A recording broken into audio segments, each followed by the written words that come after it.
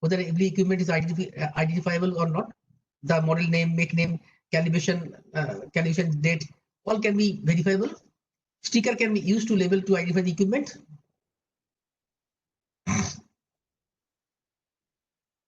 Next, equipment shall be operated at all times by trained and authorized personnel. Now, how do you audit of this?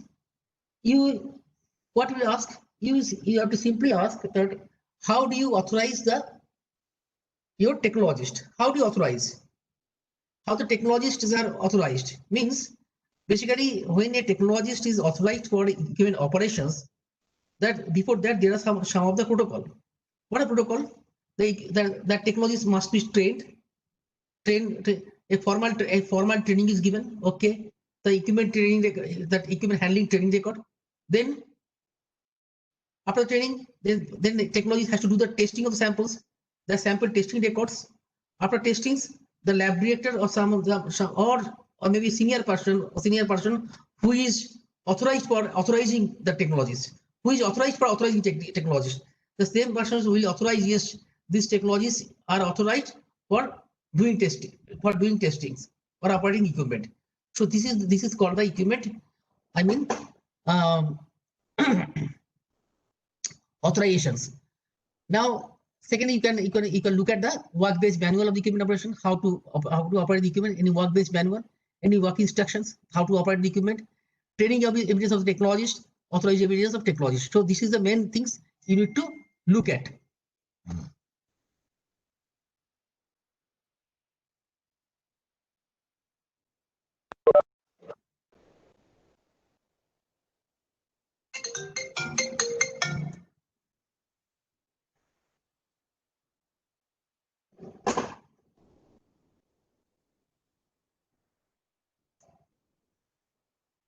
Next 5.3 MI cab equipment, reagents and consumable. MI cab medical imaging cab shall ensure procurement and installation of medical equipment only from the manufacturer suppliers registered with the regulating agency for that purpose. Have valid service contract for all imaging equipment at all time. Manage and monitor appropriate operation and working of the equipment to deliver services. Manage and monitor appropriate maintenance and repair of the equipment to deliver the service. Manage and monitor appropriate replacement of the existing equipment. Planning for new equipment for continuation of the expansion services. This is I have taken from your Singapore guidelines. So this is a very understandable language they have written the requirement. Verification of all imaging equipment is required for quality assurance for the company authority of the MI cab. Verification of all ancillary automated or semi-automated systems is required. This may be conducted through manufacturer prescribed method or any other standard protocol. This is nothing but basically the equipment your auditable is basically so far is coming the performance characteristics and authorizations. These two things you have to verify. And third is the equipment. If the equipment is supplied after the manual issue date, then the validation document of the IQ, OQ, PQ. This is you need to do audit.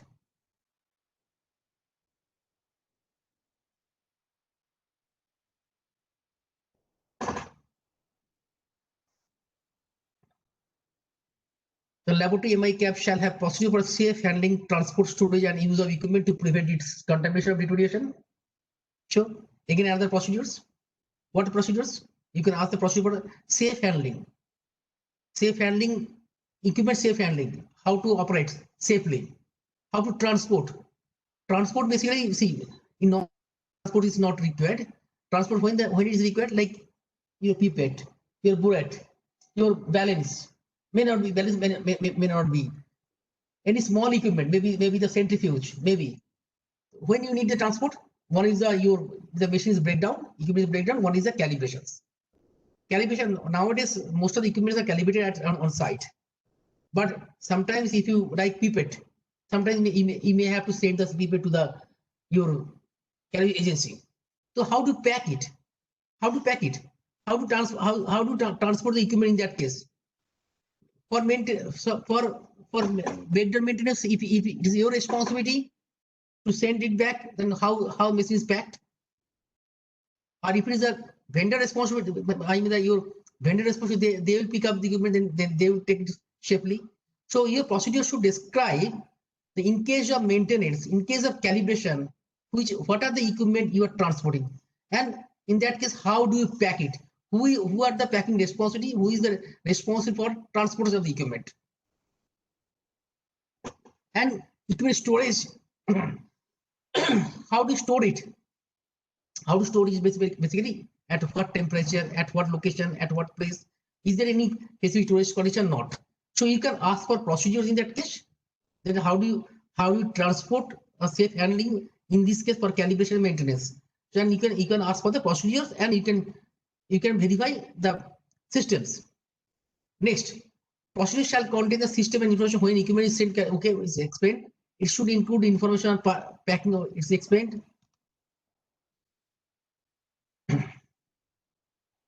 All laboratory chemicals, all contrast, radiopharmaceuticals, and other consumables shall be labeled and stored as recommended by the manufacturer regulatory bodies.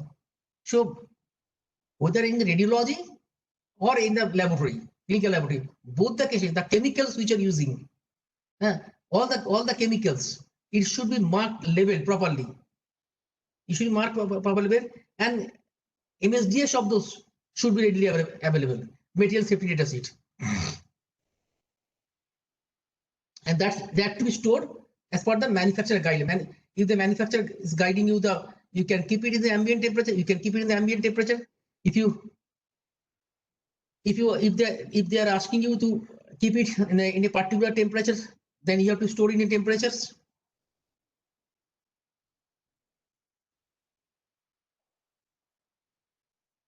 In certain cases, data of opening, especially with histology, chemical like the tissue fluid and others, tissue processor fluid. So data of opening, storage requirement, and expiry dates, and other also. You have to see the how they are like reagents storage. The reagents, this clause basically dealing of the equipment and reagent both. So some cases, your reagent, there are two type expiry. One is the onboard expiry, one is the normal expiry. Normal expiry maybe 3 months. Onboard expiry maybe 10 days. Means if you are putting it in the machines, it will expire within 10 days. So both the information should be available with you, and you should maintain a record for that. This can be you can check in the audit how they are maintaining how they are storing and maintaining this data. Are they maintaining in a register? Are they maintaining in on the kit box level? Both system, both is acceptable, but you have to see that is retrievable properly. Retrievable, they can demonstrate properly.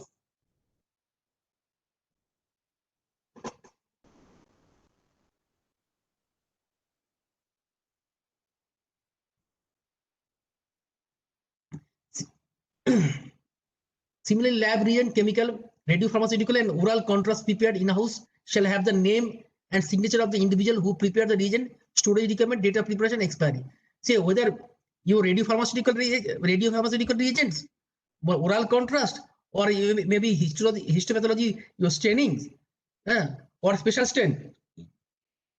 Whatever you are preparing, that who prepared it, and how it is prepared, that should be noted down clearly. That you can either mark it or label it on the bottle, on the vial, or you can keep it in the separate registers.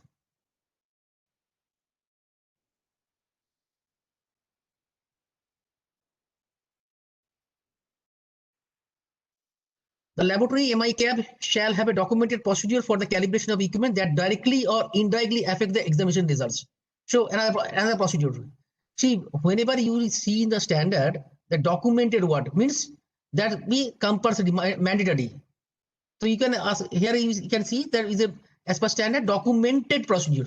Mean the CAB should have a documented procedure on the calibration of equipment. Calibration is two part.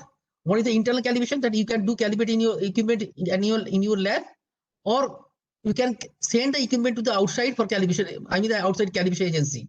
So both can be possible. So in that case, do you maintain the procedures that you can ask during the audit, that how do you maintain the calibration of the equipment? They can show you some document, their procedures, and you can go through the procedures. What is the procedure they have written? I mean the calibration of the equipment, in-house and outside calibrations. Okay, both the cases. Normally, what is happening, like temperature equipment, temperature, pressure, speed, volume. Sometimes you may have like you have a tachometer. Let's consider you have a tachometer. So tachometer is already calibrated by a calibration agency. That is, and same things you can do check. You can check. You can do calibrating your equipment in house. What you have to do extra? You have to do you have to calculate the estimation uncertainty only. But same process. If you call the calibration agency for calibration of centrifuge, they will also bring tachometer. But and same tachometer you can use also. So you have to see how they are doing the what are the things they are doing calibration in house, and what are the things they're calibrating outside by the outside agency, and what is the procedure for calibrations. Means why procedure is calibration. If you are doing the in-house calibration, how do you calibrate it? Whether the step-by-step procedures, even estimation, measurement, uncertainty, everything is documented. Or if you are sending outside calibration agency, that also to be written clearly. So these things is we simply ask them. You simply ask them how do you calibrate the equipment, in-house or outside, and what is the procedure for that. This procedure must include these ABCs of some point. You can see whether this procedure. I mean when you go through a procedure, again you have to check the adequacy of the procedure, whether the procedure is adequately written or not. Adequacy means then that will address the taking into account condition of the user and manufacturer instructions, how the manufacturer is given guideline, whether that is addressed or not. The metrological traceability of the calibration standards, how the metrological traceability is maintained. Metrological traceability means like pipette you are microliter, you are calibrating this microliter, this unit, how is traceable? Is it traceable to Singapore Metrology Institute, or it is any outside of the Singapore Metrology Institute is traceable? But that should be linked to the international agency in the parish. This traceability should be maintained. Calibration to be done is a unbroken chain maintained. So we have to verify whether there is any unbroken chain of traceability maintained or not. If the laboratory is not able to furnish the traceability documents, then it is not acceptable. So in that case, you have to see who is the calibration agency, whom they selected, are they accredited, how they're maintaining the traceability. So when you go through it, it will be clearly understandable. So you can ask for a calibration certificate. You can ask for calibration certificate and go through the calibration certificate, what is written, the content, what is written. First thing that, see, a calibration certificate can be audited. A certificate, if you take a calibration certificate, it can be audited. How? First thing is that whether this calibration is done from a accredited laboratory, yes or no. If yes, this compliance, no non-compliance. Because standard is recommending that you have to choose a competent laboratory for calibration. So competent means that laboratory also will be accredited. Second thing, you can see what is range. If your prepared is 0.5 microliter, and but they are not giving, they are calibrating only from 1 microliter. So this is not possible. So you have to see the range of scope. That what is the range of scope of your instrument, and what the calibration certificate checkpoint. What are the lower checkpoint, middle checkpoint, upper checkpoint? Whether there is checkpoint, at least three checkpoint will be there. So this you can see how they have checked. Third is the uncertainty, whether they have mentioned the uncertainty in the calibration certificate or not. So these are the main things when you verify the calibration certificate, because uncertainty, if you find the uncertainty is high, then again your testing uncertainty will be high, isn't it? So you have to note down that what is the uncertainty value. If you are calculating you are estimating the measurement uncertainty of your test parameter, then you'll be able to know that how much uncertainty is test value and how it is affecting the patient results.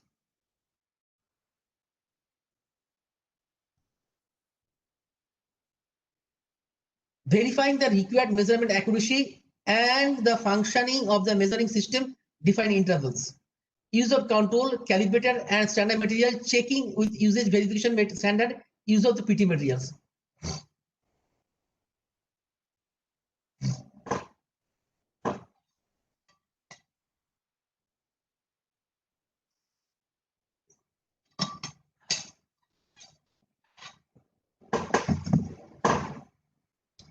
Now, equipment performance to be checked.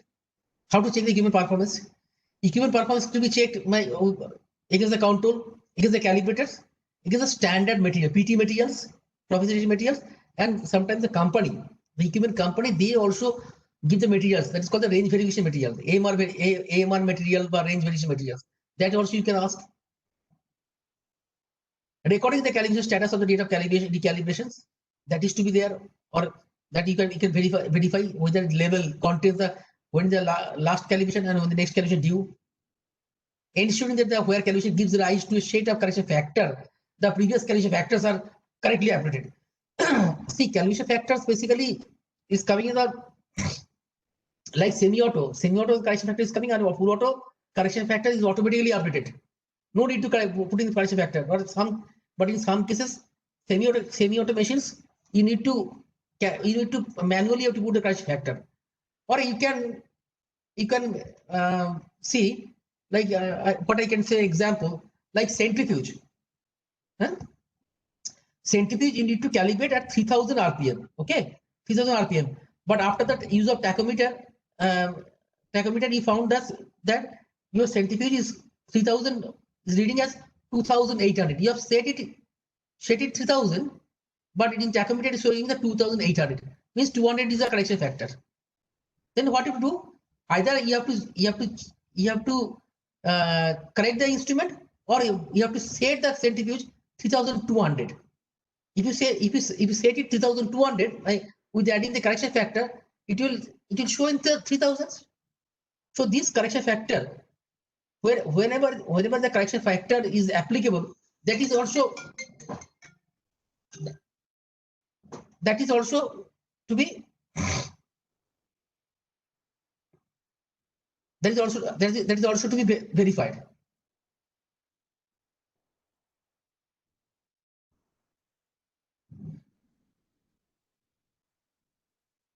Ensuring that the correction factor is okay. Safeguards to prevent adjustment or tampering that might invalidate examination results.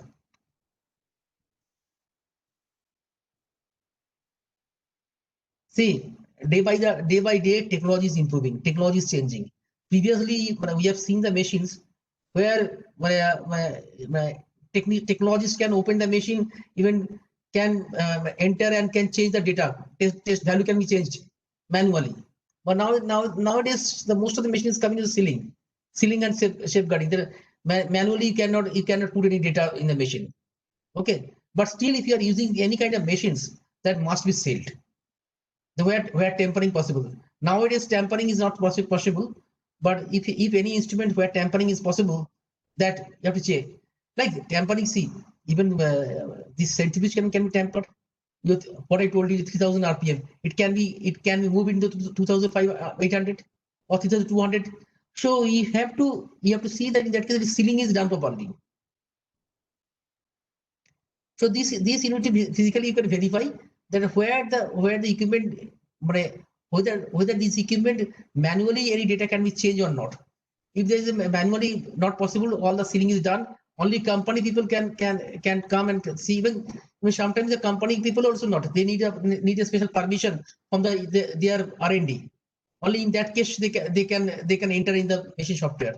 So these things you have to see the machine are completely safeguarded from the tampering the data. Okay.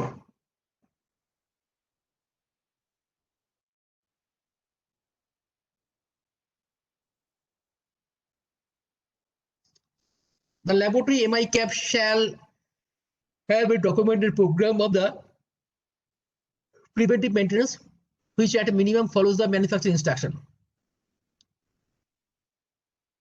Now, you have to do audit. How will you do the audit and maintenance? There's nothing. You just take the manual. You ask the technologist, please give me the manual. Okay. So every machine they have a manual, and manual you just go to table of content. The table of content you'll find the maintenance page number show and show. Okay, and go to and you just open those page, and you'll find that there is clearly mentioned the maintenance frequency, or the daily maintenance, weekly, periodically, half yearly. Every maintenance is maintained there. The some maintenance that technologist has to do, some maintenance will be done by the service engineer.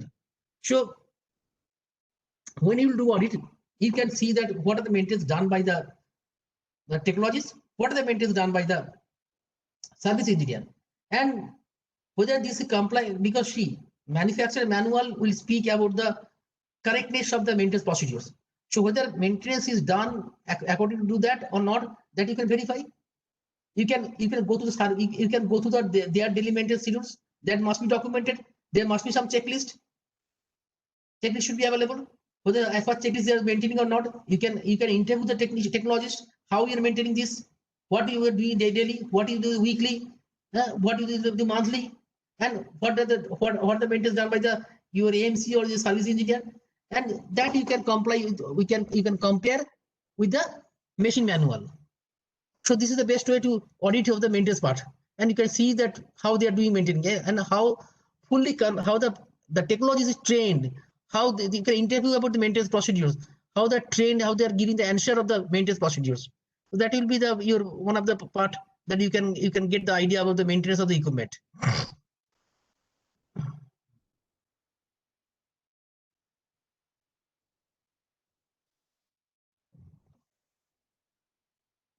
Decontamination of the equipment.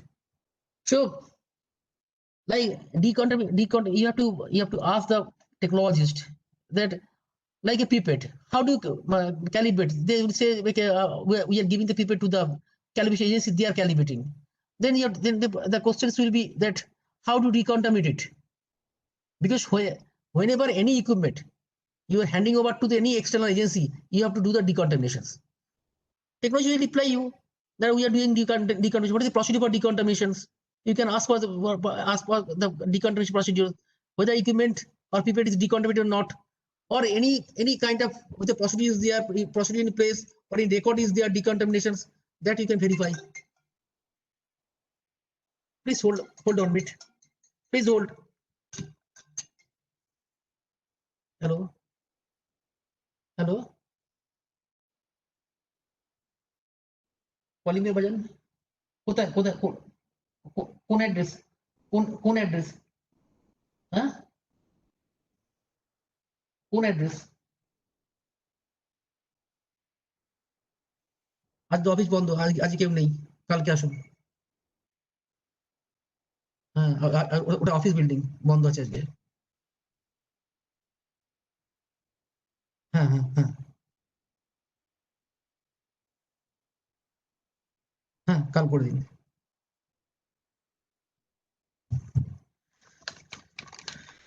sorry for the interruptions.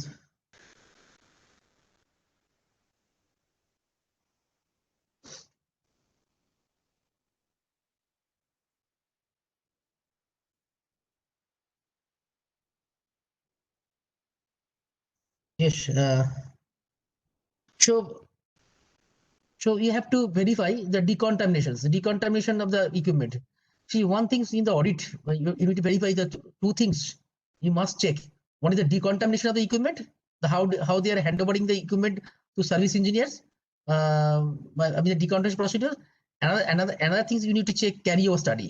Carryover is very much important. Carryover study means when you are doing testing of any high volume samples, and then after that, if you are doing the low volume sample, low analytes you are testing, then there is chance of carryover. So each equipment how you should do the carryover study. How much the analyte is transferred.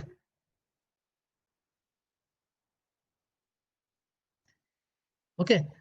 Next is the equipment maintenance. The important is that how that what I told you in the 5.2, the space, adequacy of the space, whether equipment for free maintenance, whether there is a space is adequate or not, whether the service engineer can open the lid, can repair the machine in that place or not.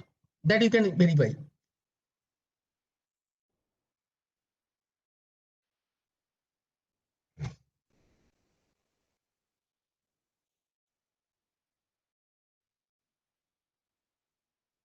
When equipment is removed from the direct control of the laboratory, the laboratory MI cab shall ensure that the performance is verified before being returned to the laboratory where MI cab use.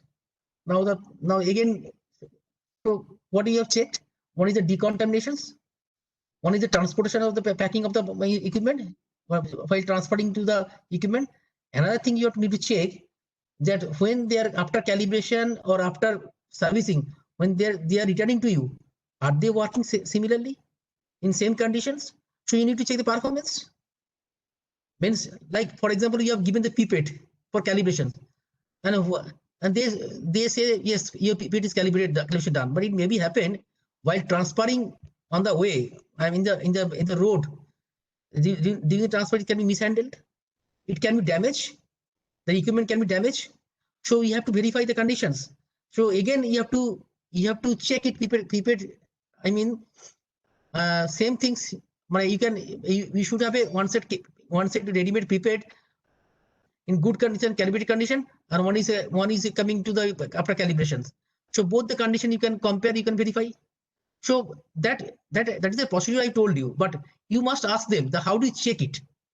You can ask the technologist the how do you check the pipette when the calibration agency is delivering the pipette to you. So then they will start talking with you. Yes, we are checking the pipette like these conditions, or like your weight, like balance, like other equipment. In each and every cases, there should be a checking condition when when the laboratory is receiving it. So how they are checking the condition of the equipment, that is must be ensured.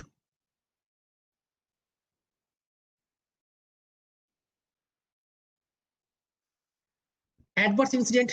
Now you can ask for is there any adverse incidents happening? Yes, it can be happen. Machine there can be bursts, there can be spillage from the machines. So what is the procedure for an adverse incident? How they maintain the records? So you can ask that what is the procedure for the adverse incident? If the adverse incidents happen, whom to report, where to report, how they are reporting, that things they can mention. You can ask for the record for that. Next, equipment records. Records shall be maintained for each item. Now equipment records come in the equipment records means there are you see 5.3.1.7 all this bullet, all this bullet is a equipment records up to this. So what is your audit checkpoint? Audit checkpoint is basically that you can ask for the equipment file, equipment record, that how they are maintaining the equipment record. It may be happen that there are 2-3 different records. It can be happen, but you can ask them clearly how do you maintain the equipment records. Then you can verify one by one.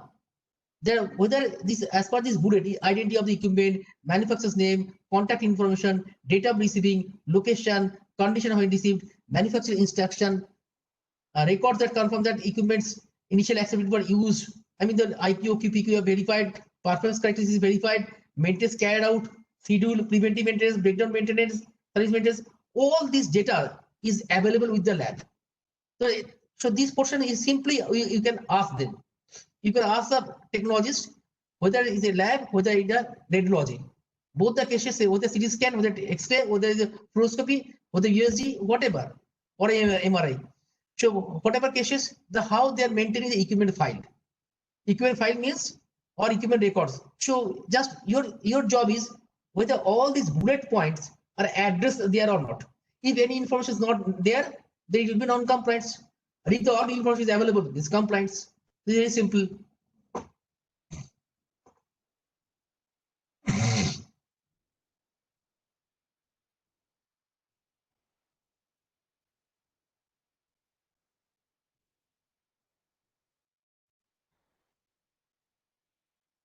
Another important, you see the bold and black word, the acceptance criteria of the equipment, the due date of the next calibration, that is definitely we'll look at. But one is the lifespan of the equipment or no longer. Every equipment has some lifespan. Maybe after 2 lakh, 5 lakh test, it will be disposed of. So what is lifespan? That you have to see and you have to verify the equipment present capacity how much. So what is the plan of the laboratory for replenishment of the equipment? That you can check also in the audit.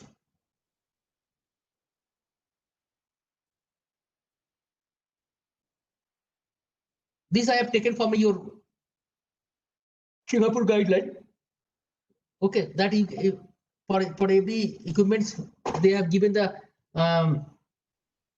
what to check, like X-ray. They have given the standards that what are the standards to be followed, recommended parameter to measure, like X-ray, what you have to check, general requirements for the basic safety and essential performance, basic safety and essential performance with regard to the electromagnetic disturbance and about the electromagnetic emissions, mechanical and electrical safety requirements, general requirement for the basic safety and essential performance. So these are the things.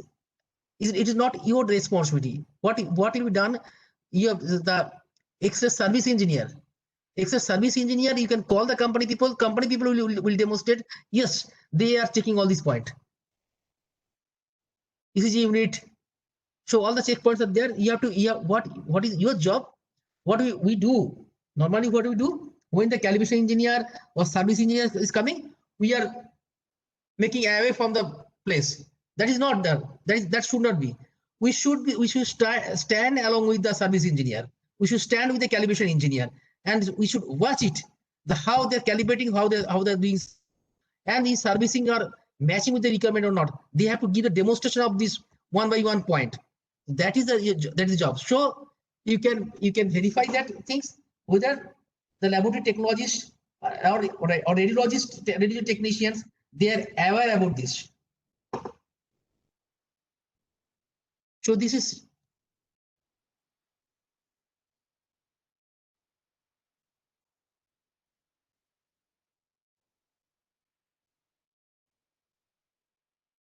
this portion you have to verify along with your service engineer. Then you can verify your technical record.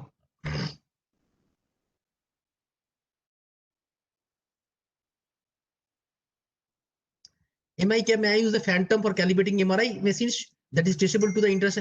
So Phantom is basically one or metrological traceability materials that is they are using for calibration of the equipment. So what to do? You have to take a Singapore guidelines, and you have to see that during the audit you have to see that how the service engineer is doing the servicing, maintenance, or calibration.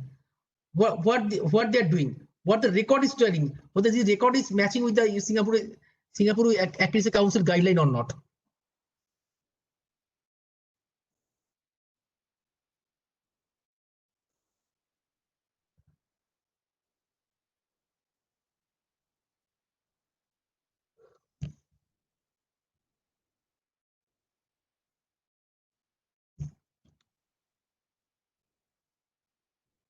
You see, for CT, computed tomography, the test performs of a standardized human shape or test objects of a particular shape, size, and structure having traceability to SI units shall be used for the purpose of calibration and evaluation of the performance of the CT scanner. It should include parameters but not limited to CT number, uniformity, linearity, noise, spatial resolutions, low contrast resolution, slice thickness, positioning of the couch for imaging of and dosimetry. CTDI, a suitable Phantom shall be used. So this Phantom is not available with you. So Phantom they will carry. How you can check it? How you cannot check it? You have to call your CT service engineer. Service engineer will show you that they are using the Phantom, because Phantom is the traceability. So all this point is basically to be checked with the service engineer. But being an internal auditor, what you will do? Being an internal auditor, you take this point and you will ask the technologist, can you show me that these are the point is checked by your service engineer? There must be that in that case, that technologist is need to show that yes, it is done. Because it is not that when the service engineer will come, you will be away from that. You have to understand that, otherwise what will be that? Service engineer will come and do the, yes, machine is servicing is done, completely give a signature, you sign it and leave it the place. It is not that job. Job is that all the points, whatever mentioned by Singapore guidelines, whether are they point, there should be proper checklist will be there. This checklist should maintain by the radiology section. Radiology will maintain these accordingly. This city guideline, they'll maintain checklist and they'll ask the service engineer, please give a demo as per this checklist you are doing the maintenance, and that record should be kept clearly. So a checklist is prepared for on this, and service engineer will do the servicing based on the Singapore Accreditation Council guideline. Similarly, color Doppler also.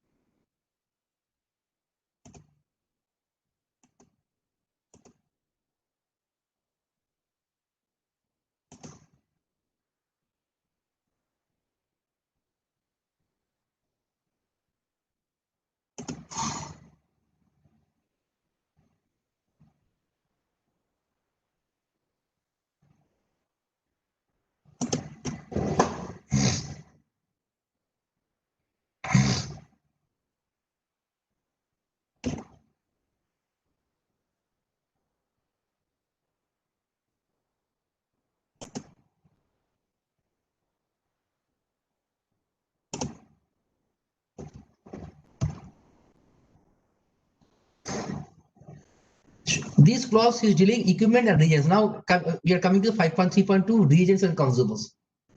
Reagents and consumables.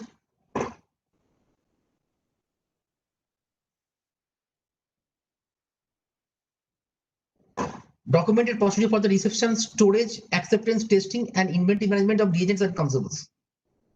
Okay. So again, first things like equipment we have seen, they have one procedure, documented procedures. They are also clearly mentioned documented procedures. So when you go to the standards, wherever you find the documented procedure, you ask for the procedures. In the audit, it is compulsory documented procedure. So here, what is the documented procedures?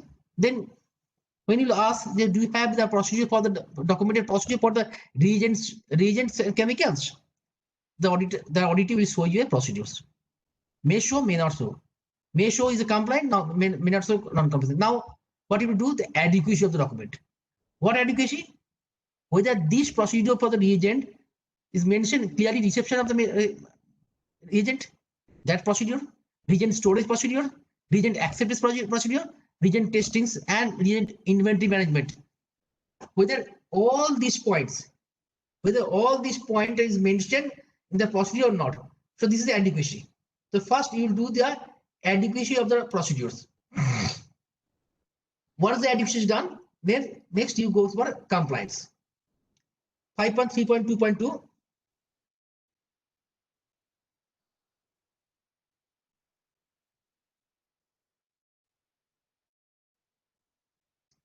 Reagent and consumables reception storage, where the laboratory MI-CAP is not receiving facility, itself verify the receiving location has adequate storage and handling capabilities to maintain purchase item in a manner that prevent damage or deteriorations.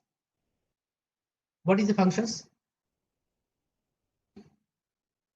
Your purchase department is attached with your laboratory. The storage is with your laboratory or radiology, or maybe in a different, like in the hospitals. Hospital, the purchase section is different locations, and radiology and lab is different locations. So in that case, that is the difference, where the laboratory MI-CAP is not a receiving facility, itself verify the receiving location has adequate storage. Means what is the conditions? What do we say? The reagents to be stored at 2 to 8 degree temperature. You normally store it the reagent 2 to 8 degree temperature.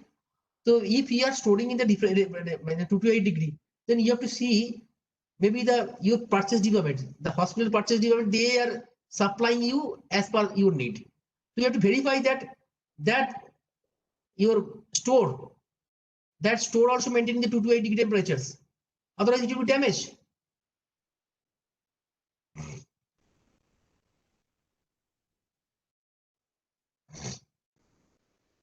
So in that case, you have to visit. Being an auditor, you have to visit the main location of the how they are storing the reagents and chemicals, consumables. Are they maintaining are they have proper space for that? Do they maintaining in a proper temperatures conditions? That all you need to verify, being an internal auditor. Reagent and consumables reception storage. Okay. The laboratory MI cab shall store received reagents and consumables according to manufacturer specifications. Example, checking a verification of the cold chain maintenance. Next.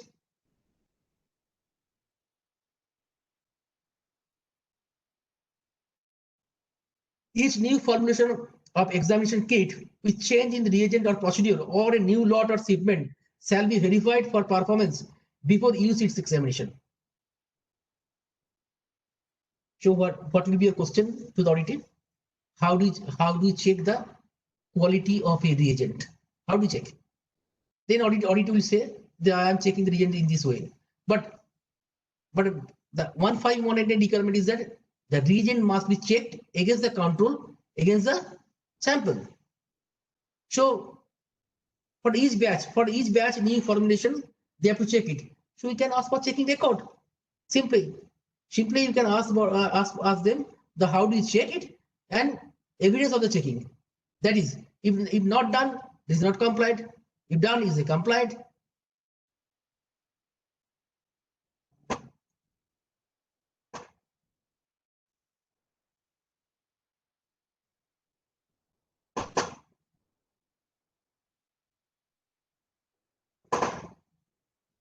Regional consumables inventory management. The laboratory MI cap shall establish an inventory control system for reagent and consumables. ABC and FSN analysis or LIFO or FIFO method for storage. Best way to you have to ask the storekeeper who is maintaining the store how do you manage the inventory? What is the method? LIFO or FIFO? How they are storing reagent, that you can practically visually you can check how they're storing reagent.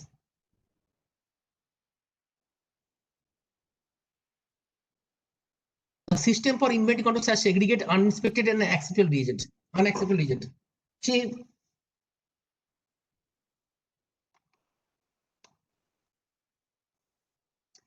you have to verify that when they are receiving reagent, you can ask the person is responsible for the receiving reagent. You can ask how do you maintain the systems? How do you maintain the system when you are getting the reagent? Like you can take a one reagent box as a sample. Suppose this reagent is supplied by me. Now please show me how do you receive it. So the first thing, they have to make it uninspected, tag like that, or on location.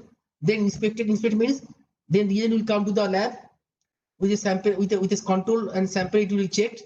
If it's okay, then it will come there. Is it approved? Okay, then it will be used for the lab. So this process should be followed. So this they can give you demonstrations, and you can visually check it. What is the process? Reagent and consumables instruction for use. Instruction for the use of reagents and consumables, including those provided by the manufacturer, shall be readily available. Mean kit literature. For every reagent, there will be kit literature. So your SOP, you have to verify that whether the SOP is written in line of the kit or not.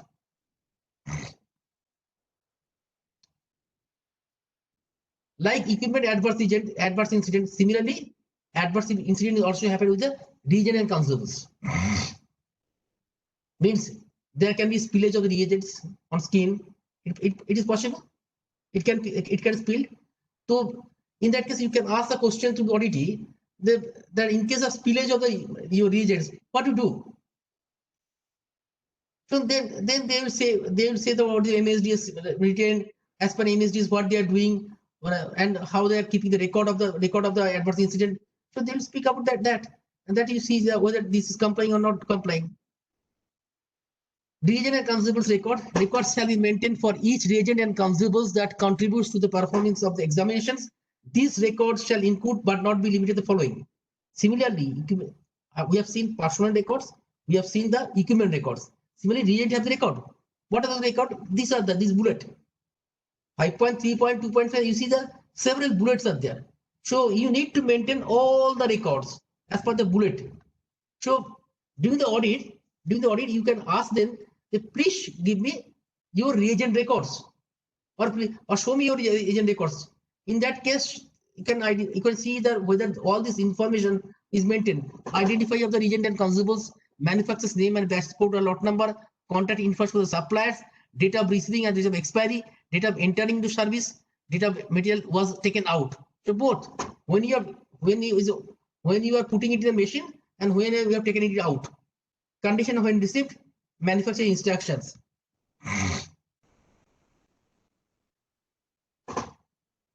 Records that confirm the reagent consumables initial acceptance for use. Records, which records? The when you are receiving reagents, then it is checked against the control against the sample. That record.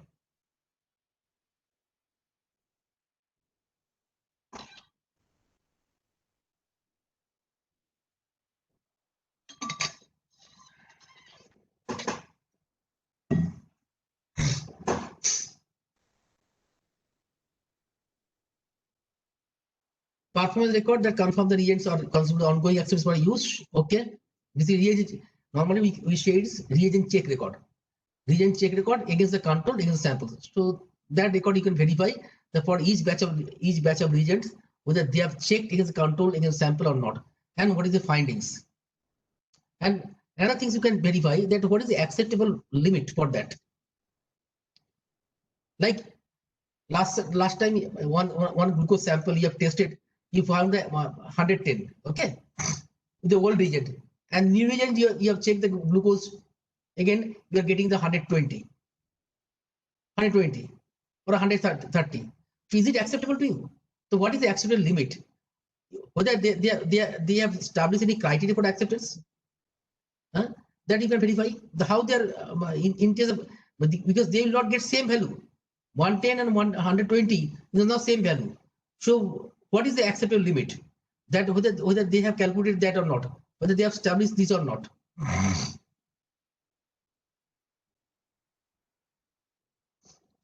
Similarly, reagents, whatever the reagents, if you are preparing any reagents in the house, in that case, the preparation record, who prepared, when prepared, all the instructions should be given in the reagent bottle.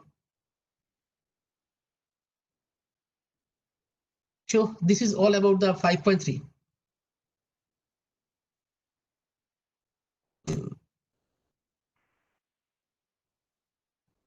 I hope you have no questions, or if you have a question, you can ask me. 5.3. Do you have any question? 5.3. Okay. Yeah, if no reply means just go ahead, continue. Okay.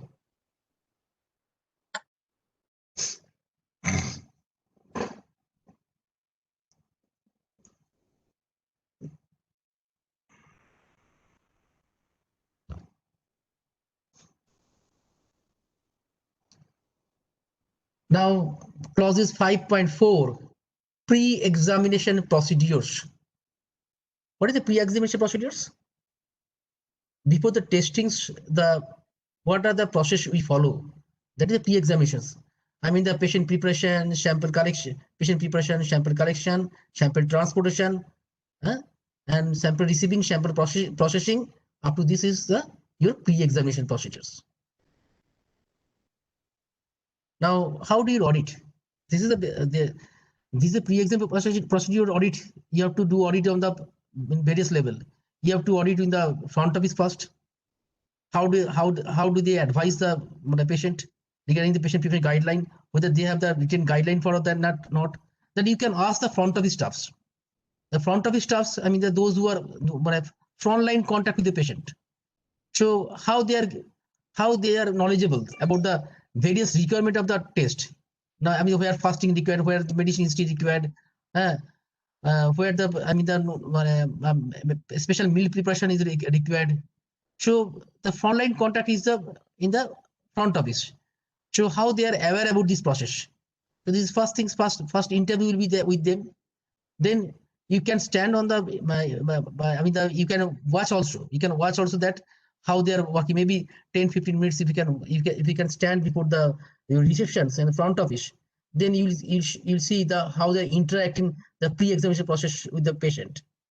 Okay, even you can talk to the patient. Even you can talk to the patient also that how the pre-inspection advice is given to them. See, and second, you have to be second. You have to witness the phlebotomy room also. So one is the front office, one is the phlebotomy room. Both the cases you have to do interview, and you have to watch the process. At least 15 minutes, 15 minutes front office and 15 minutes your front office. You have to phlebotomy room. You have to wait for auditing.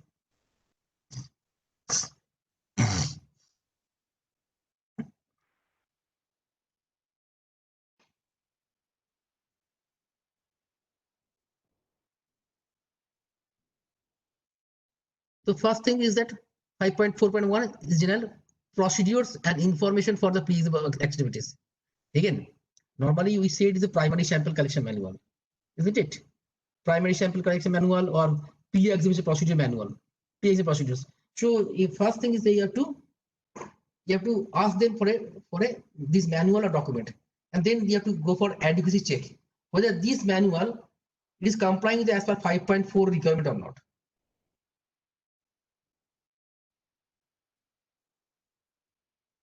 So here you are interviewing the phlebotomist.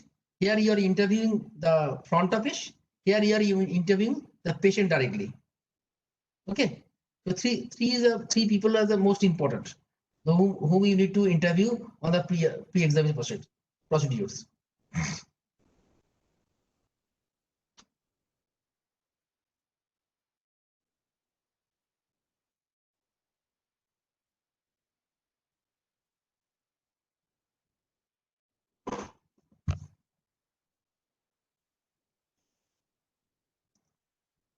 First is the 5.4.2 information for patients and users.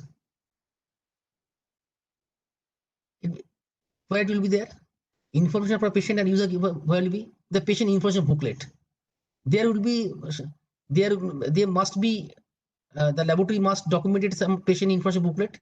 So you can ask the patient information booklet, and this patient information booklet that this A B C D E F G H I J K L M N up to this, all the information will be there.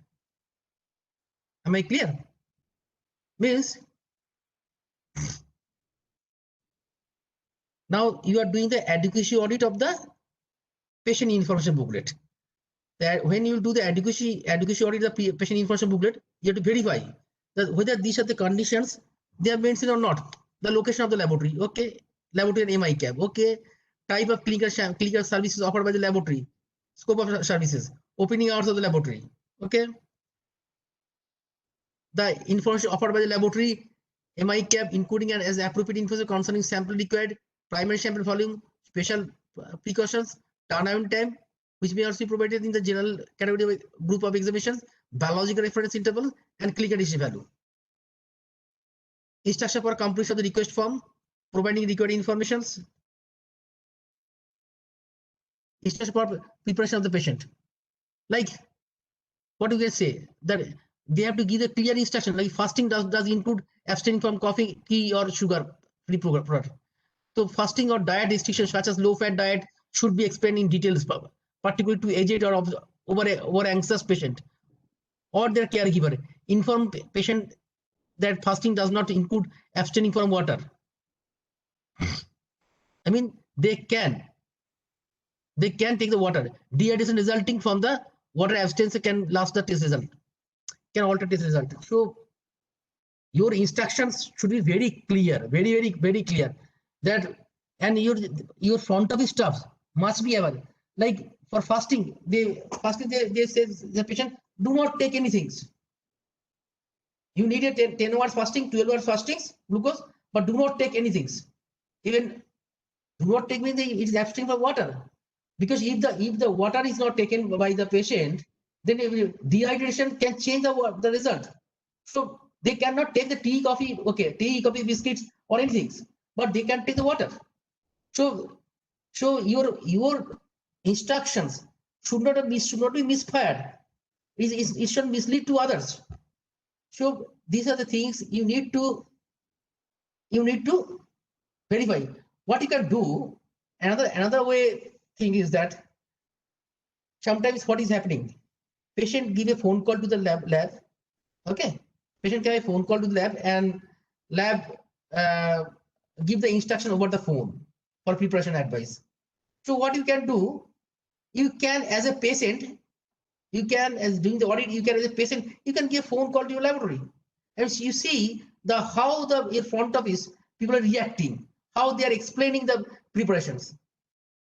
Okay, so this is the see sometimes maybe what is happening, the when you are doing the audit as an auditor, you are in front of them, sometimes they'll be scared.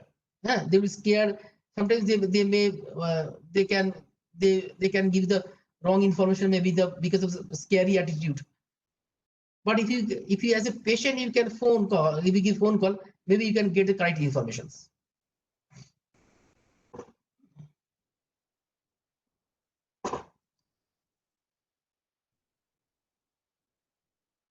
So this patient information booklet should cover all these points: A, B, C, D, E, F, G, H, I, J. All the information is should up to N. I think this should be clear for you. It is detailed. You see, instruction for patient character sample, instruction for transportation sample, including any special handling needs, any requirement of the patient consent, the laboratory MI SCAP criteria for accepting and rejecting samples, a list of factors to significantly affect the performance of the examinations, interpretation of results, availability of clinical advice on ordering of the examination, the laboratory MI CAP policy and protection of personal information, the laboratory MI CAP complaint procedure. So these I'm not going in details of A to K because it is self-explanatory. All these things should be available with the patient information booklet, because this is for patient. Patient should know what is required. It can be ebook, it can be hard copy, it can be in a digital kiosk, it can be in a website also. Okay, but somehow you need to communicate with the patient. So this is called the patient information booklet.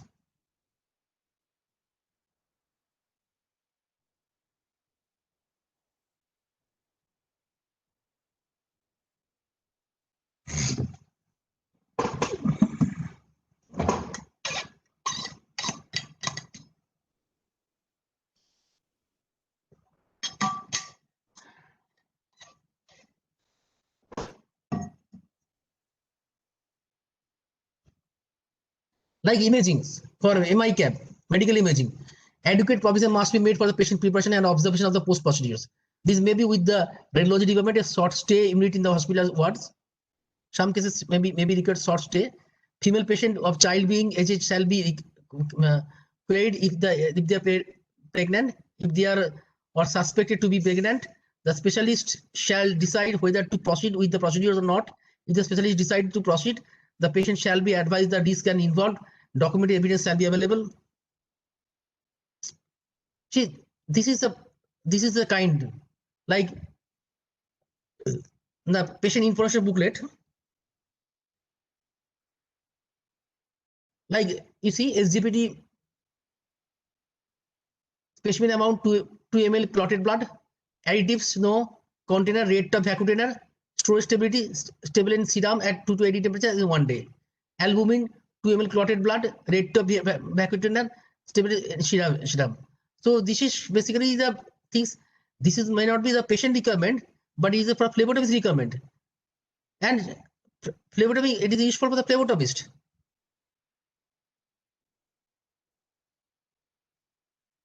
Some of the cases I have given here, like coagulation testings.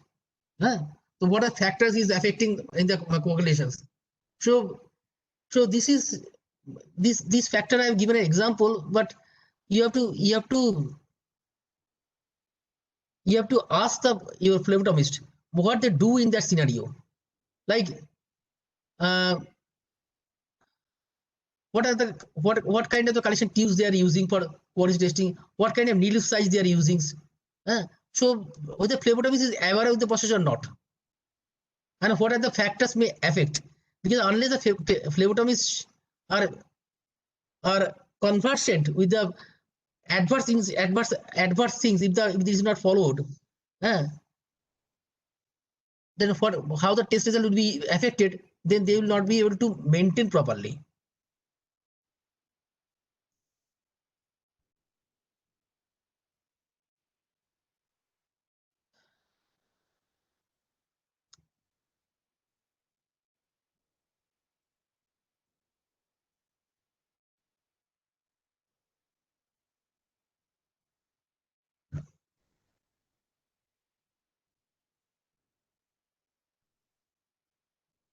Now the request form. This request form is not for the patient. Request form is the patient when the patient is this will be filled up by the phlebotomist, or when the patient reached in the laboratory. In that case, it will be filled up by the phlebotomist. So here also A, B, C, D, E, F, G, up to G. Up to G is all the point. Now, why I'm telling you that you have to see the forms adequacy. Previously, I told you the patient information booklet adequacy. So what should be the content of the patient information booklet? Now the test requisition format. This test requisition format may not be hard copy. It can be in your LIS software. It can be in your LIS, but you have to see whether all the information is captured there or not.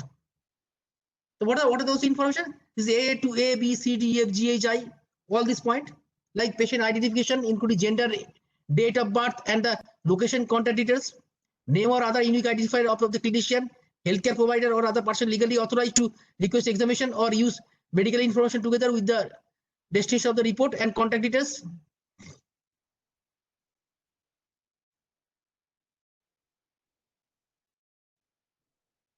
Type of primary samples, examination requested, clinical relevant information from the patient history, like for example, FBS, PPS, diabetes, drugs are on insulin history. For LFT, liver disease history. For CPK and CKMB, cardiac disease history. For urea creatinine, electrolyte, CKD of any dialysis. So these are the informations. So you have to see the how the information is collected. So here are two kind of objectivities you can take.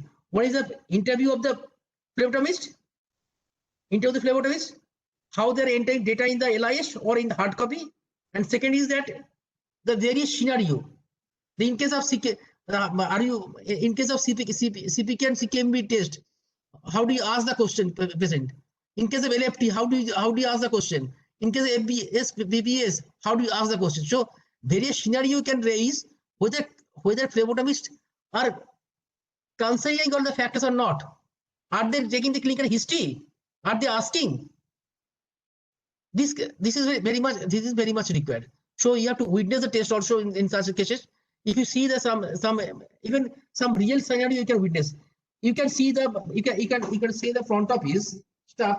If you see that any booking, any test execution booking on the LFT, CPK, CKMB, FBS, sugar, please inform me, so that you will be available in the front of phlebotomy room, and you can watch how they are taking the clinical information, how they're taking the clinical history.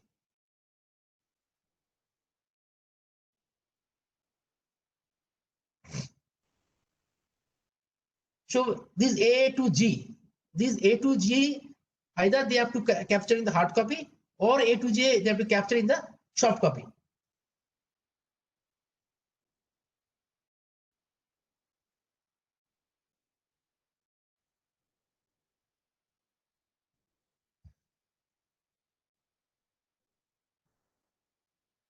Another things, verbal request.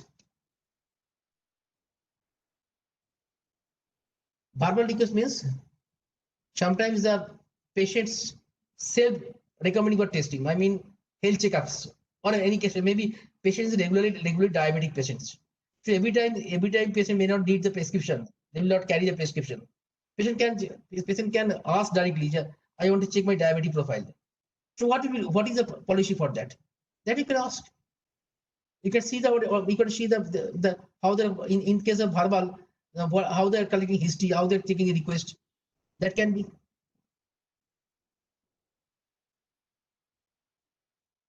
MI-CAP, see both the cases, whether lab or medical imaging, some cases your consent form is required, like FNAC. In many labs for FNAC, they take the consent. Even some of the labs for every blood collection they are taking consent. It can be the lab policies. Similarly, for imaging or radiology also, like contrast, they are taking the consent. MI-CAP shall identify the situation where documented informed consent is required. MI-CAP will ensure the pre-examination instructions shall be provided to patient specific to the imaging procedure as applicable. MI-CAP shall inform patient about the possible radiation hazard and management resulting due to use of the radiopharmaceuticals. So you have to take a consent for this. The MR screening sequence begin for screening the patient for metallic foreign bodies and devices such as pacemaker, dentures that may represent a contradiction to imaging. The patient important health condition include allergies should also be reviewed. Patient shall be checked physically and electronically before entering in the of MRI suite. Informed consent is obtained for the procedure, including the administration of medium like gadolinium if ordered. The technologist shall explain about the scanning procedure requirement, thus prepared for the study. The patient is led into the scanner room for the scan itself. Before CT scan, patient should be checked for an allergy to contrast media if allergy choose. Appropriate alternative procedures. So this is the things you have to see whether the patient has allergy or not. So here audit is basically your interview. You have to interview your radiology technologists. In case of that, if the patient has allergy, well, what is the procedures? How do you perform the procedures? What consent you've taken and what alternate procedure you've taken?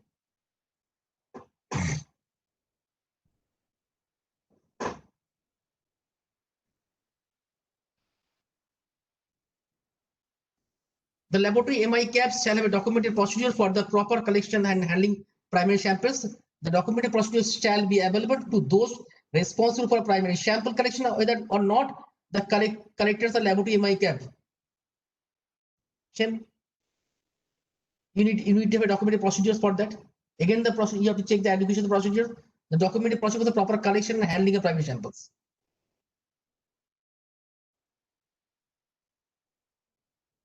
Some of the cases, I've given some of the cases. So these cases I've given an example, but these are the cases you need to do audit.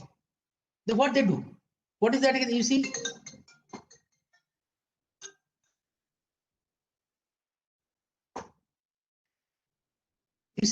like where the user required deviation and exclusion form or addition, the document collection procedure, these shall be recorded and included in all documents containing examination result and shall be communicated to the appropriate personnel. For an admitted patient with plaster one hand and in other hand IV, just see case. For an admitted patient with a plaster in one hand, in the other hand IV, infusion is running. For such condition, infusion may have to be stopped and waiting for a few minutes. The blood is drawn. Ideally, the blood should have been drawn from the other hand, which is not possible in this case. Should be mentioned in the request form. So you have to ask the question, particularly your hospital-based lab. So you have to ask what to do when one admitted patient, one hand is plaster and one hand is the infusion. So how do you collect the blood? So this is the scenario you need to raise the question to the phlebotomist office. Now let them reply how they are collecting it. Special procedure including invasive procedures or those with an increased risk of complication to the procedure will need more detailed explanation and in some cases written consent. FNAC procedure, plural food aspiration, CSF aspiration, maybe you need the consent form. So you can verify what are the informed consent is required, and you can verify the informed consent also. In emergency situation, consent might not be possible. Under these circumstances, it is acceptable to carry out the necessary procedure provided they are in the patient best interest.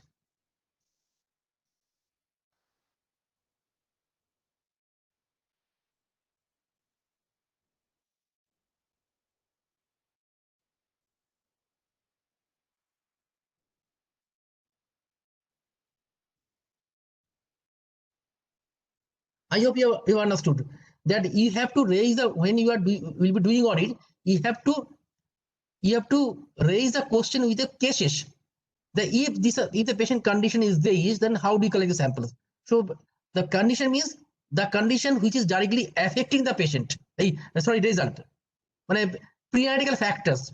The pre-analytical factors which is affecting the test results, like some of the case, your CKMB, CPK, lipid profile, glucose tolerance test, 24 hours urine collection, your cortisols, your cholesterols. So what the factors is affecting. So you have to raise the question that if it has happened, then how do you collect the samples? Like preparation of patient. Example, instruction to caregiver phlebotomy sample collected patient, like not to use tourniquet. Yes. Now you can see the phlebotomy technique. Like CPK and calcium. When the calcium estimation, the tourniquet will not be used. Suppose. So you can ask that. You can see that. You can even sometimes you can, as a patient, you can also generate a request, the calcium and CPK, what you do. You can watch whether they're using tourniquet or not. So this is a case. Basically, you have to raise the sum of the cases when you are doing audit. And the CPK and CA, how you collect the samples.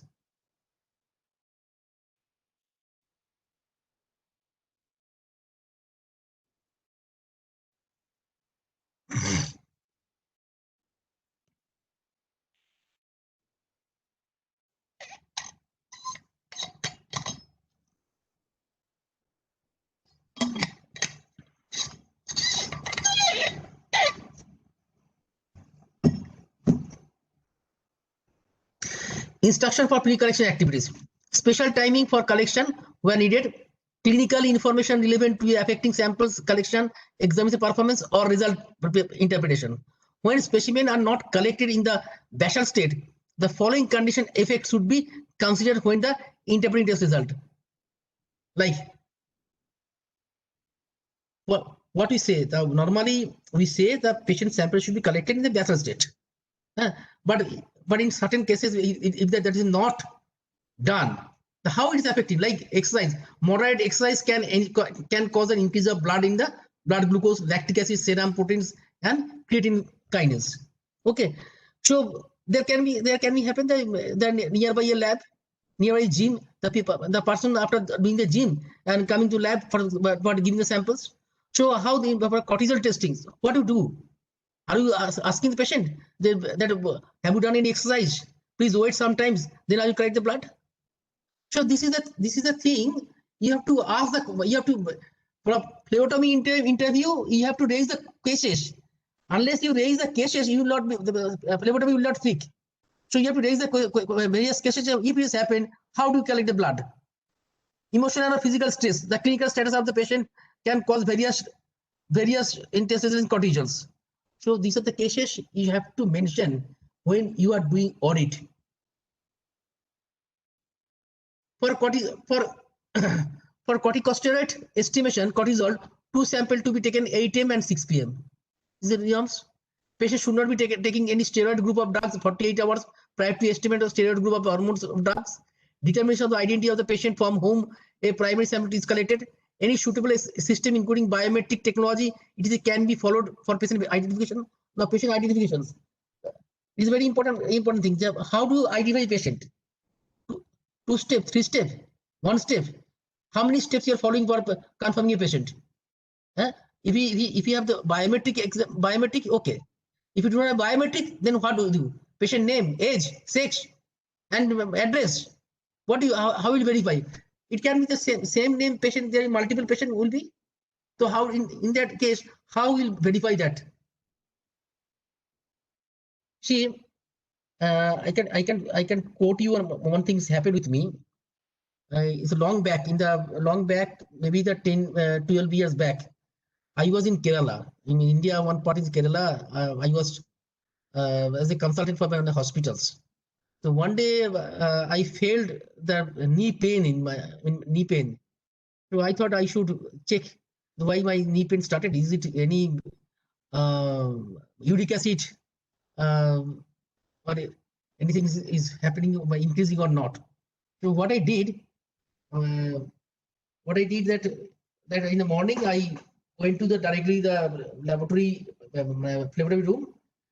I was in the I have done the registration. My name is Dr. Shambhu Chakraborty. I done the registration and I was queue. And before me, there just behind of me, one is Mr. Raghavan was there. Mr. Raghavan. So what has happened? I was just 5 feet away from the phlebotomy room, and I was waiting for for my turn out.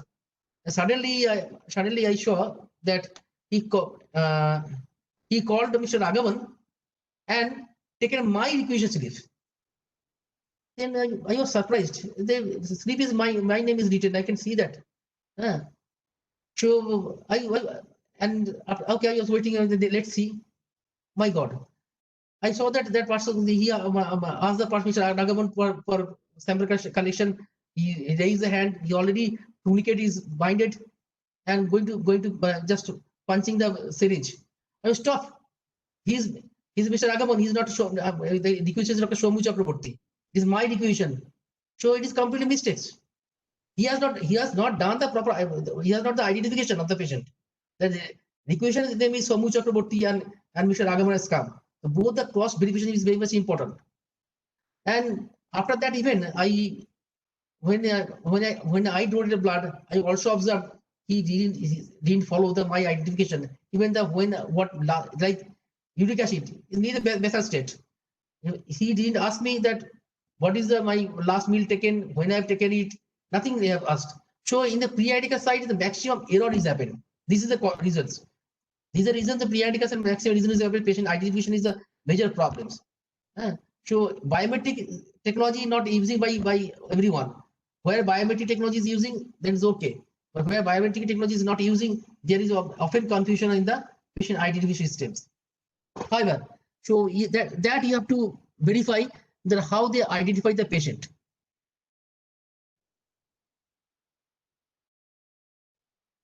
Again, patient should not be taken any steroid group of drugs 48 hours prior to estimation of steroid group of hormones of drugs. Determination of the identity of the patient from whom a primary sample is collected. Any suitable system, including biometric technology, can be followed patient identification. So this is all. Basically, you have to. I already have explained you. You have to raise the various cases for interviewing the phlebotomist. How good the phlebotomy is, because one of the major point is the phlebotomy room, where the maximum error can be happened. If that is audited correctly, that is correctly, then your audit is half done. Audit is half done because it's the main point where the maximum mistake is happened because of the pre-examination information, because the collection of samples, main results. 5.4.4.3 instruction for the collection activities.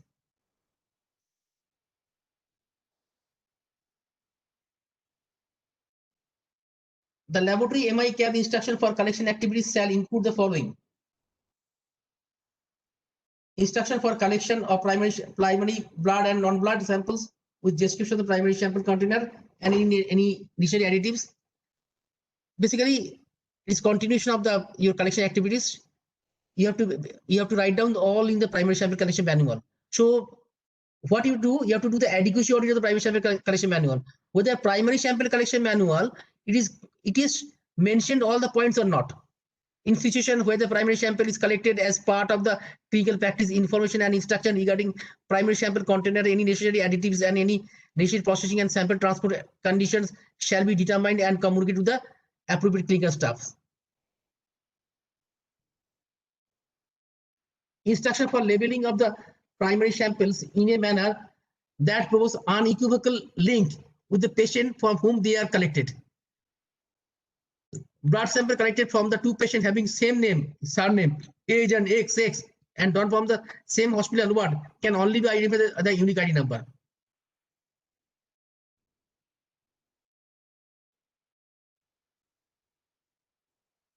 Discontinuation of the instruction collection activities, same here you are doing manual adequacy audit. And again the case, like an example, you see bold and black, RD samples should reach lab for testing within 1 hour of the collection or to be observed in the refrigerator if transport is delayed. In case of CSF, RE and CS sample should not be preserved in refrigerator. So this is a case. How to collect a sample, how to store it, how to transfer it, at what time. So whether this phlebotomy your lab is aware or not.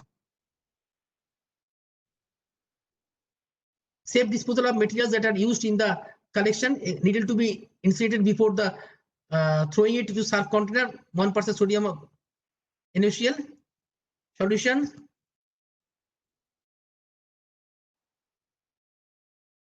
Sample transportation. The laboratories MI-CAB instruction or post-collection activities including packaging of sample for transportation.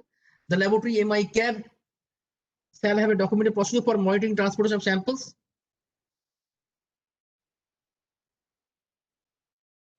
Here also, here basically what you can do the audit, that in case you are collecting sample home collection. So there are 2-3 points can be over. One is you are collecting sample from home, patient home. One is you are collecting sample from other lab.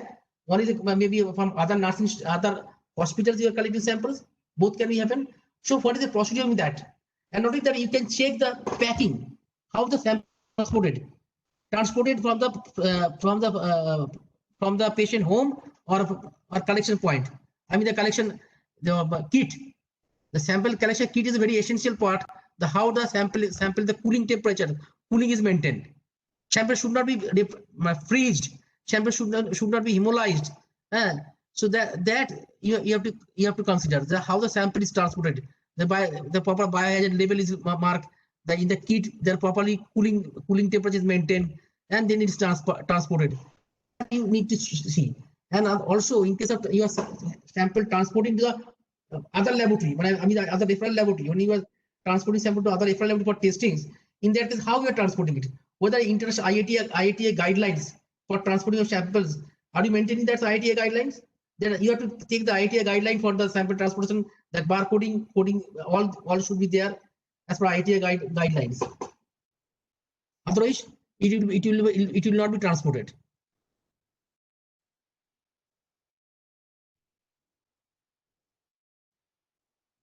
Same example I have given. Urine phase should be analyzed within 1 hour collections. Urine may be contaminated by the bacterial growth. Urine may be contaminated by bacterial growth, which utilize urinary glucose and increase ammonia concentration and decrease pH. The most practical method is preservation at 5 degrees. So this you have to consider with the periodical factors of the samples, and based on that you can ask the lab technicians and the phlebotomist.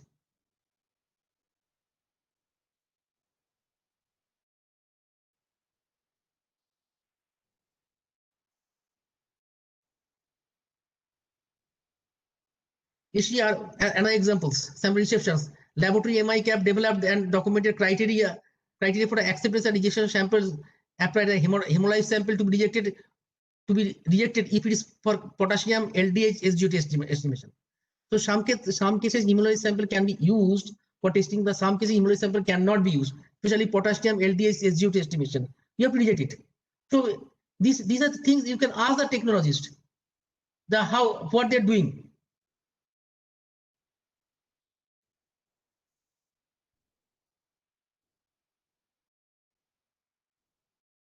Where there are problems with patient of sample identification, sample instability due to delay in transport or inappropriate container, insufficient sample volume, or when the sample is clinically critical or irrepressible, and the laboratory MI-CAB produces 2% sample, final reports shall indicate the nature of the problem.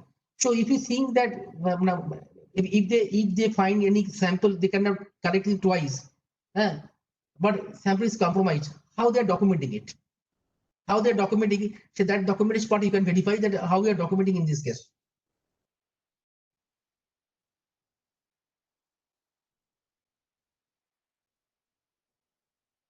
The laboratory MI CAPS procedure for sample reception shall ensure that the following conditions are met. All samples received are recorded in extraction book, worksheet, computer, and other comparable system. The date and the time of receipt or registration of samples shall be recorded whenever possible. So you can understand that sample receiving time is very much important. Sample receiving time and sample testing time. So unless this data is there, you cannot monitor the samples. So each and every cases, other than the LIS, if you have a LIS, maybe LIS is capturing. But when the home collection for other collections, in that case, the collection time is very much important. When the collection time and when the lab receive time. So are they mentioning all this?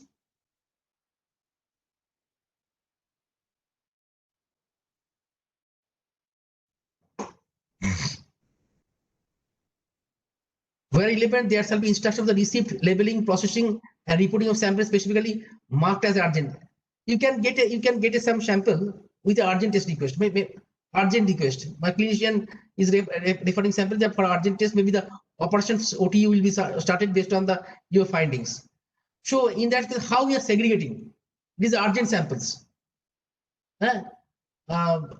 So that marking, that separation, that intimations, how you're dying, what is the urgent in case? Is the patient is requesting urgent or your clinician is requesting urgent? So you can verify with the systems as an internal auditor how the urgent sample or urgent patient is evaluated. For radiology patient, drugs used for sedation and further management shall be recorded in the patient medical record, along with times of administration and details, and adverse reactions also. All portion of the primary samples shall be unequivocally traceable to the original primary samples. Definitely. So you have to see that what you do. We have to see the order of draw of the samples. When you are collecting a sample, one sample to other when you are doing allocating of other multiple sample, multiple test. So how the traceability is maintained, unequivocally traceability maintained, that you have to check. Bed number should not be used. Always the patient ID number should be used. The bed number can be changed.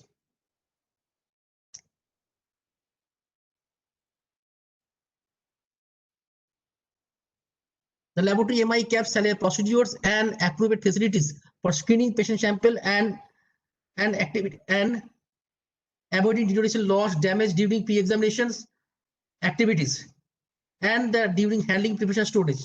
Laboratory MI CAP procedures shall include time limits for requesting additional examinations. So you maybe lab that you will take a sample up to 4 o'clock. After 4, this is a cutoff time. After that, you will not take the samples. So that you can ask the laboratory that what is the cutoff time after that, if they get the request, what they do, how they are storing the sample, how the sample is processed.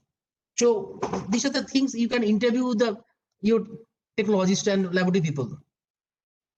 So this is all about the 5.4. I hope that you have no questions, or you may have the questions. You can ask me, or I proceed for 5.5. If you have any question, you can chat or you can directly raise hand.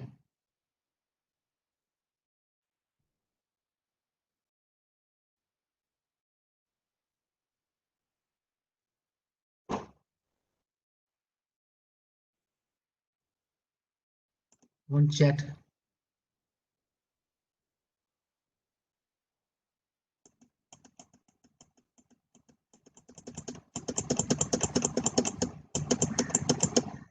Okay.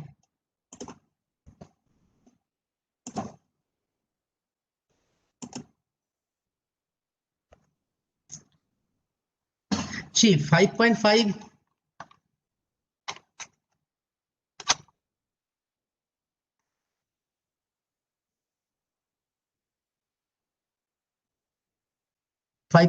is examination process. How do you audit?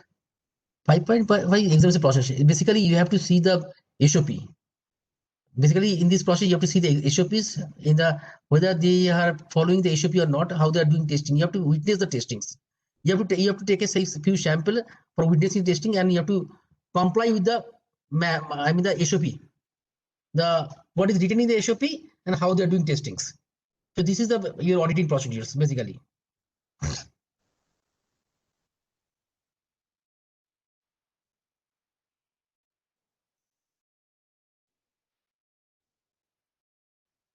the laboratory MI-CAB shall select examination procedure which have the validated for their intended use. The identity of the person performing activities in examination process shall be recorded. Identification of the technologist, doctor, and maintain testing data trail. So the basic things as an auditor, you have to see the traceability, the who did the test, who did the test, I mean, name of technologies. But for every test, there should be a proper traceability to be maintained in the record system. That who did the test, that you can verify in the audit. The traceability of the persons is maintained, and the specified requirement performance specifications for each exam procedure shall relate to the intended use of that examination. Means specified requirements of the performance specification. As I told you earlier also, that you have to do the performance characteristics of the test. So here your detection limit of cell count or any other equipment for hemoglobin should satisfy the requirement. So we have to basically find out the detection limit.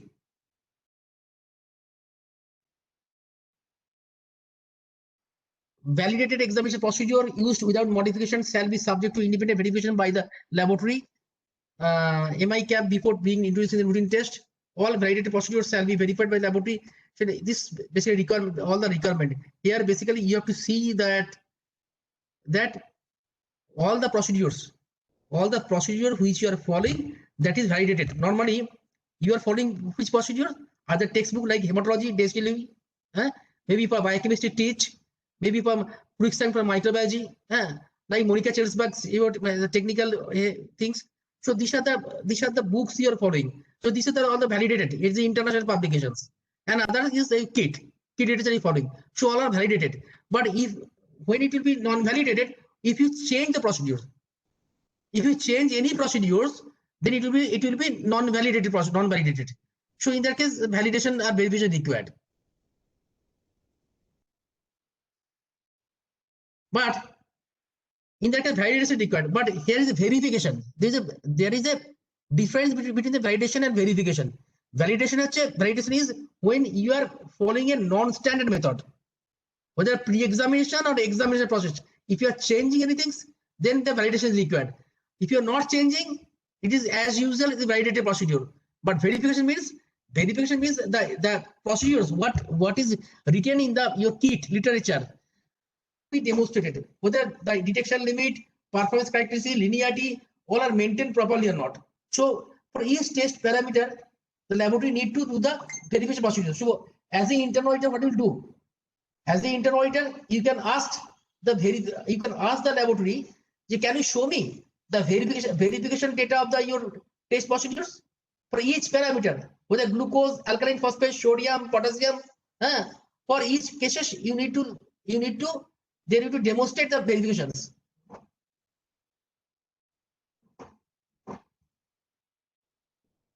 Okay. Sham, the chat is coming.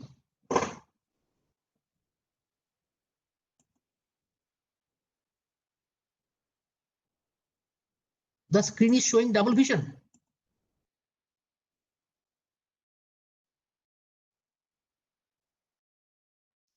Mr. Karthik? Mr. Karthik in the line? Mr. Karthik? Yes. And somebody is chatting that looking at double vision. That's fixed. Okay. Take it. That's okay.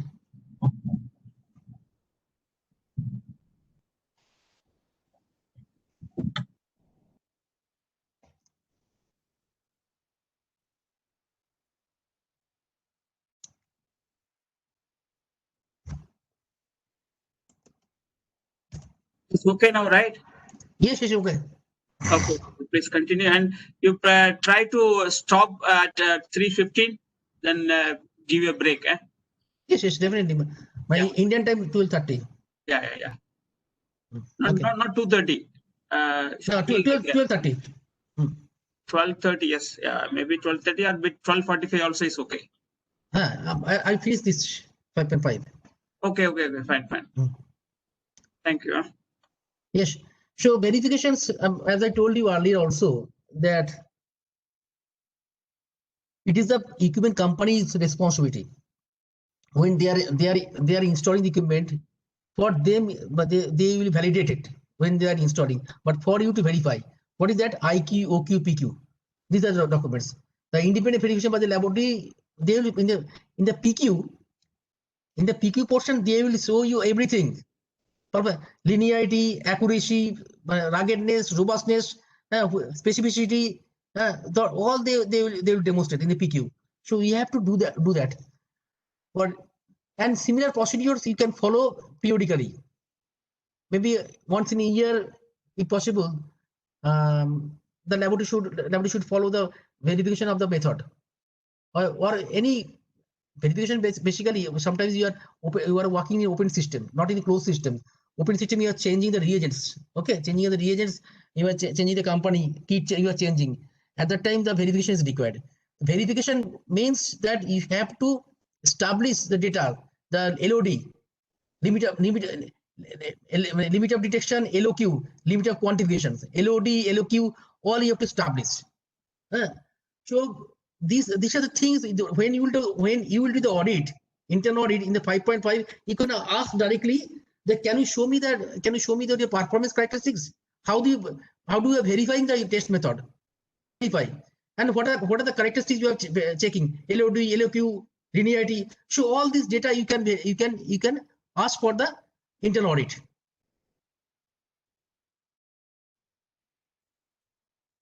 This is also AMR verifications. AMR is very much, even if you go to a CAP acquisition, College of American Pathologists accreditation, is a compulsory the AMR verification for all the tests. Analytical measurement, low point, mid point, high point. So you can simply here also same things that you can in a language to the auditee. Can you see the can you show me the verification test verification record, or you can directly ask that whether they have done any AMR verification or not. AMR verification is the best way to use the company supplied AMR materials. If the AMR supplied materials not available, in that case they can use the sample. I mean the low diluted sample and high samples. They can run and they can after the 10 dilution they can see the what is the detection limit, and after normal how much they can detect. So like the normal low and high, they can 3-point check can be done by the AMR verifications. So these are the records you can ask.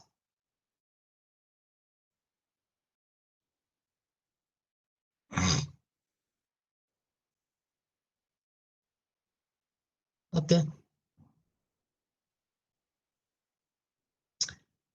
Nothing is only the validation, as I've told you, is talking about that. Measurement uncertainty. Measurement uncertainty of the under this clause, measurement uncertainty. See, what is the measurement uncertainty? We are reporting a value, isn't it? We are reporting a value: glucose this much, sodium this much, potassium this much. But there must be some uncertainty. Uncertainty means that otherwise, if you the same sample, if you are testing in the 3 machines or by 3 persons, you will get the different value. We have the different labs, different value. Why it is coming? Because there is an uncertainty is there. Uncertainty is basically I don't know what way you are doing. Normally, the type A and type B is a common factor. Type A is the dependability uncertainty. Type B is the other factors like pipette uncertainty, your temperature uncertainty, calibrated uncertainty, all the coming that your type B. Type A and type B combined is a combined uncertainty. It is estimated. But in India, now it is observed that uncertainty is not that much of. So what is done that basically CV into 1.96 K value. CV, you have to find out the CV coefficient variations of the each parameter CV, and into 1.96 you can multiply, this coming the uncertainty. But it is I say this is a type A uncertainty. Okay, so this uncertainty you have to practice according to your local I mean the accuracy body guideline. So you have to see what is the expectation of the Singapore Accreditation Council auditors regarding uncertainty. If they're asking for the details anxiety, you can go for Eurochem. Eurochem is if you type in Google, if you do the Google in the EUROCHEM, you will say the Eurochem anxiety. There is a detailed procedure for chemical anxiety. Same anxiety procedure you can find out for your quantity analysis. And otherwise you can calculate the CV percentage into 1.96. So this is the anxiety calculation. But you have to when you are doing audit, internal audit, you have to ask the auditee how do you estimate the anxiety. Okay, let them reply what they are doing.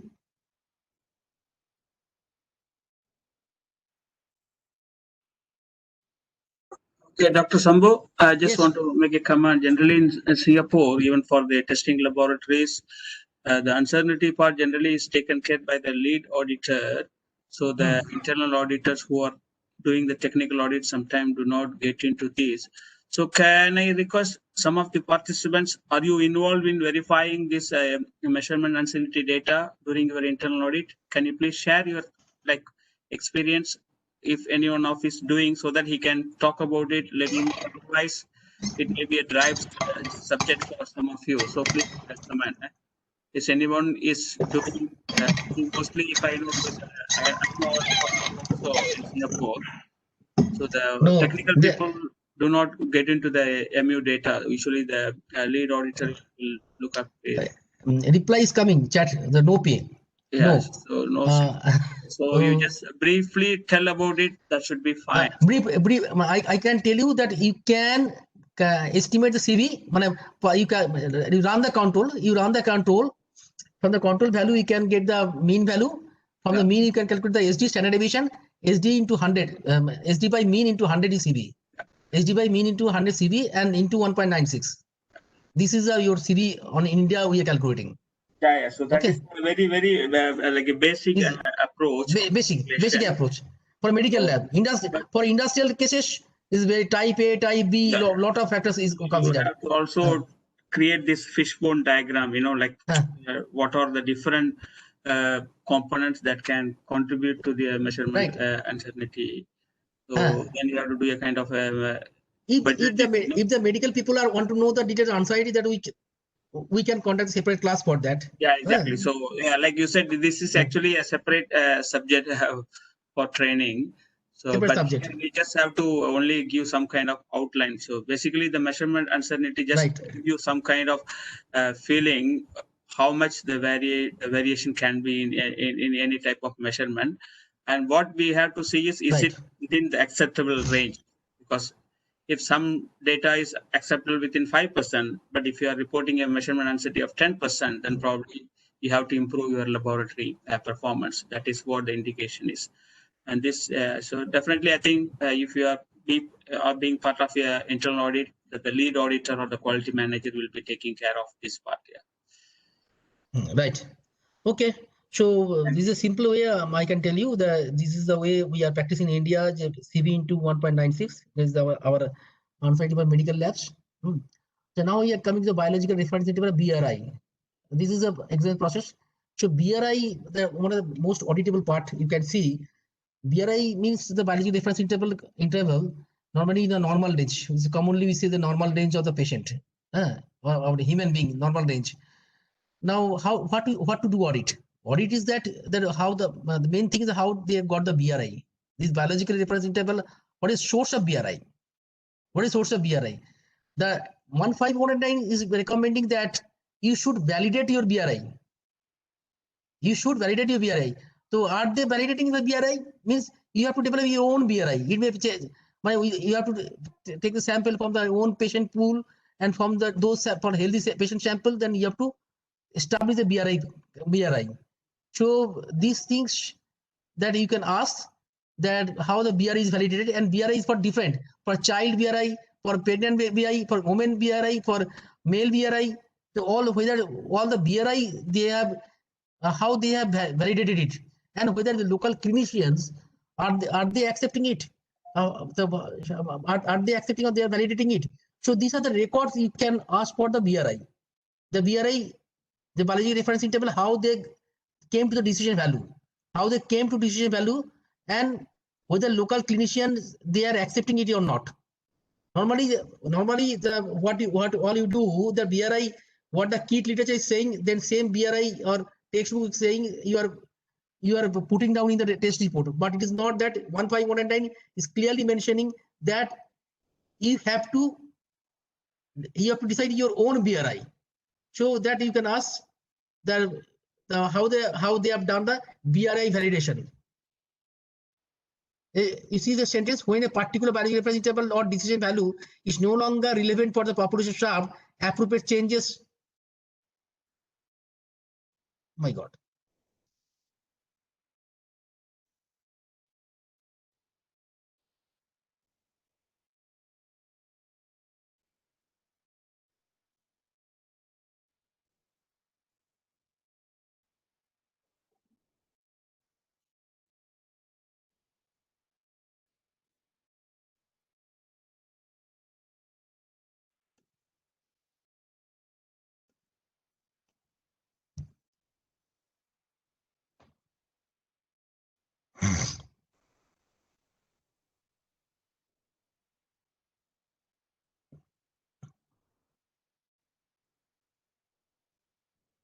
Documentation of example procedures. Now, Yeah. SOP.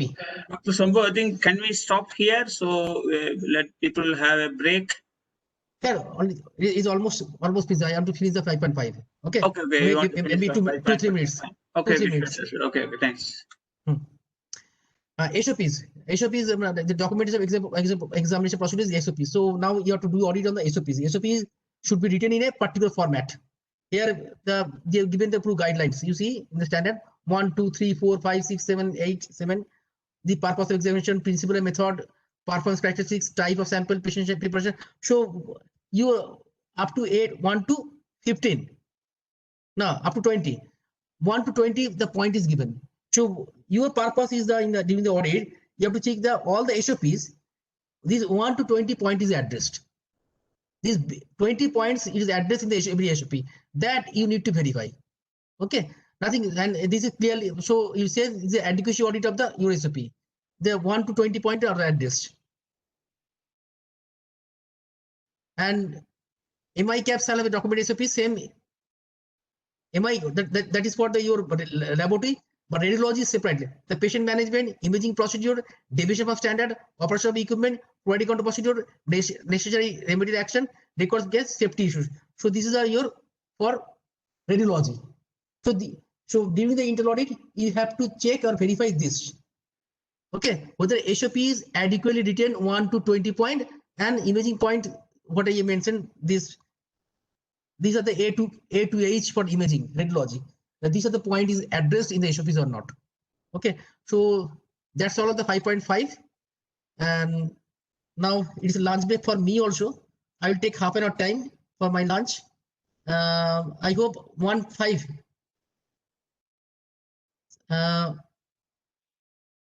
Indian time 1.5, maybe 3:30, 3:40, by 3:40, 3:40 I'll join. Is it okay? Yeah, sure. I think, yeah. So let's have a break now. So, yeah. I think half an hour break. Also, yes, a 30 minutes break. Then we'll rejoin again. Okay. Right. Okay, sir. Thank you.